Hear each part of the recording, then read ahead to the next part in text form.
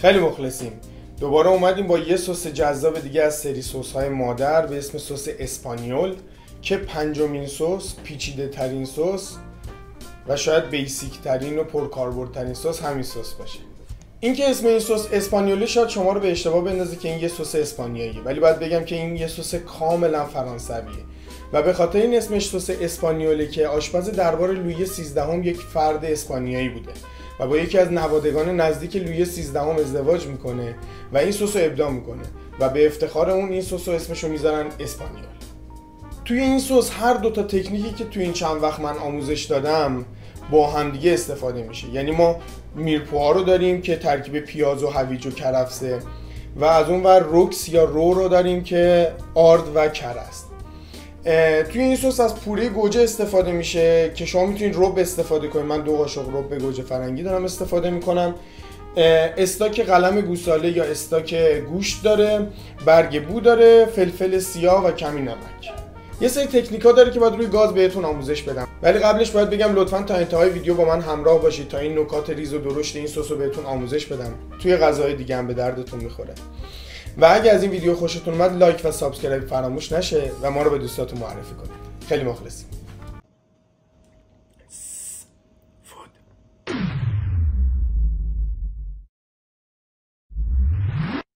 خب نیاز به 2 تا ماهیتابه داریم. یه ماهیتابه برای میرپوها، یک مقداری روغن، ریز بدیم روغن داغ شه. توی قابلمه دیگه‌مون کره رو آب میکنیم، پیاز،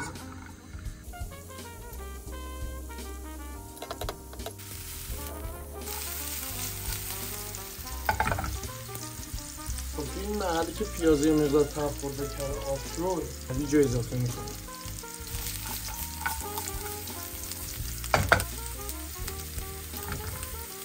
این بعد شروع میکنیم به روکسمون آماده یا رومون آماده کردن.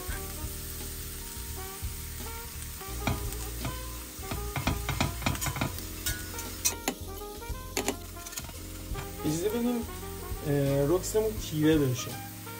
برای این سس نیاز به یه روی تیره داریم، یعنی تقریبا قهوه‌ای میشه. یه ذره که هویج تفت خورد حالا کرفسه اضافه میکنیم. رو چند تا بخشه و چند تا مرحله داریم. لایت رو داریم، بلوند داریم، کرمی داریم یا در واقع قهوه‌ای و دارک رو داریم. این الان تقریبا قهوه‌ایه، یعنی یه مرحله دیگه مونده تا به دارک برسیم. ما اونو میخوایم یه مقدار دیگه باید هم بزنیم و تفت بخوره. البته اینم بگم با شعله بسیار بسیار کم داره این اتفاق میفته، یعنی در جا میسوزه. این موادمون آماده است، فقط شعله‌ش رو خاموش کنیم. این به دارک داره میرسه. 2 تا سیر برای تنبیهی و ربمون رو اضافه میکنیم. این کارش تمامه.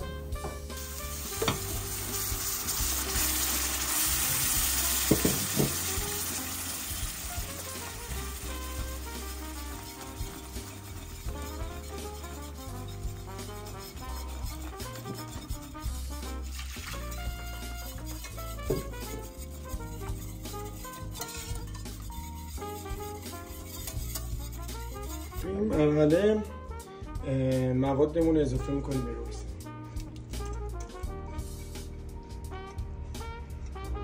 یه دونم برگ بو برای تندگی میاد.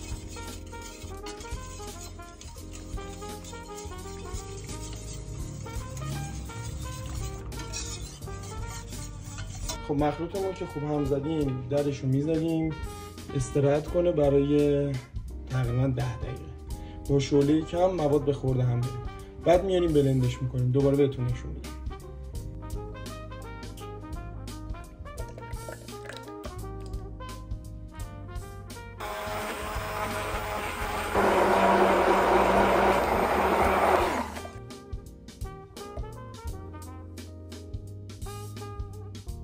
خب سسمون آماده است. سس اسپانیول همچین رنگ و همچین بافتی داره، یه سس کاملا کرمی، خوش رنگ و خوش عطر و طعم. بسیار بسیار سس پرکاربردیه. ازش سس‌های مختلفی آماده میکنن، باهاش غذای مختلفی درست میکنن که من توی کپشن یا دیسکریپشن براتون همشو مینویسم. فقط همینقدر بدونید که یه سس بسیار غلیظ با طعم بسیار غنی هستش که ترکیبی از عصاره گوشت، یعنی من طعم و مزه‌ش رو بهتون بگم، عصاره گوشت با رو یا همون روکس و بسیار بسیار خوشمزه است. خودش رو به تنهایی سرو میکنن، اما چون خیلی طعم تند و تیز و قوی داره مشتقاتش بیشتر معروفه، یعنی سس ها و غذایی که ازش درست میکنن بسیار معروفتره، مثل دمی گلاسه. تمام نکاتش رو ریز و درشت بهتون گفتم و بهتون آموزش دادم. من محمد رضا هم خیلی ممنونم که تا انتهای ویدیو با من همراه بودید. اگه از این دست ویدیو خوشتون میاد لطفاً این زنگوله پایین رو رنگی کنید تا هر وقت ویدیوی تازه گذاشتم شما اولین نفری باشید که تماشا میکنید. نوش جان.